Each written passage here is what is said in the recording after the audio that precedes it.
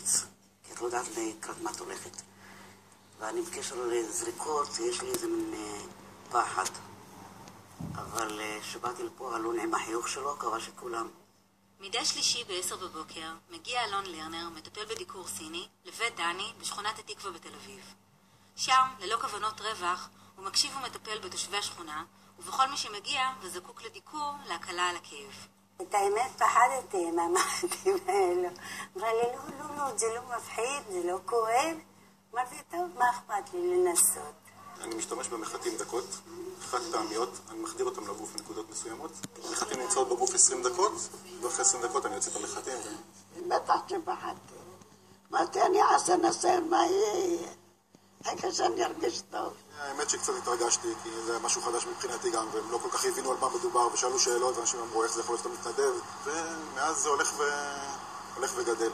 אלון בעצם עשה לאנשים שסובלים חיים קלים יותר. את האמת, הצוואר לא הייתי יכולה להזיז אותו, לא לפה ולא לפה. עכשיו השתחרר, תודה לאל. מה שעזר לי יופי שלא משמרות, שלא ידיים ממש טובות. הנפיחות ירדה ויש שיפור ניכר, והרבה יותר טוב. יש הקלה. אפשר להגיע לטיפול הזה מכל הארץ. לא צריך להיות חבר מועדון, או חבר בית דני, או תושב השכונה, או האזור. כל מי שרוצה, מבחינתי יכול להגיע. הטיפול עולה 20 שקלים, ואם אין כסף, פשוט אומרים שהם לא יכולים לעמוד בתשלום הזה, ולא צריכים לשלם, ויכול להיות טיפול בחינם. יש דברים שלפעמים שבגלל המטפל את גם מגיעה, ואז את מקבלת את הבריאות. חבל לך על הזמן, תותח.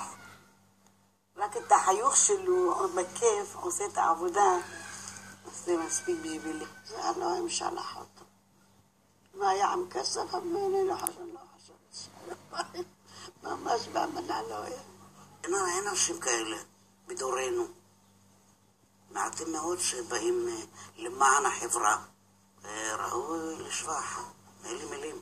היום במדינת ישראל שבה אנחנו מה שנקרא קצת זאבים אחד לשני, אלון בא ומייצג את הישראלי היפה, וזה מה שחשוב. כשבאים אליי ואומרים עזרת לי, טוב לי יותר כעת,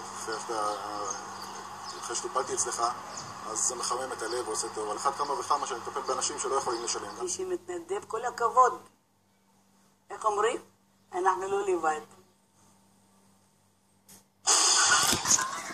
ידיעות אחרונות במהדורת אייפקס.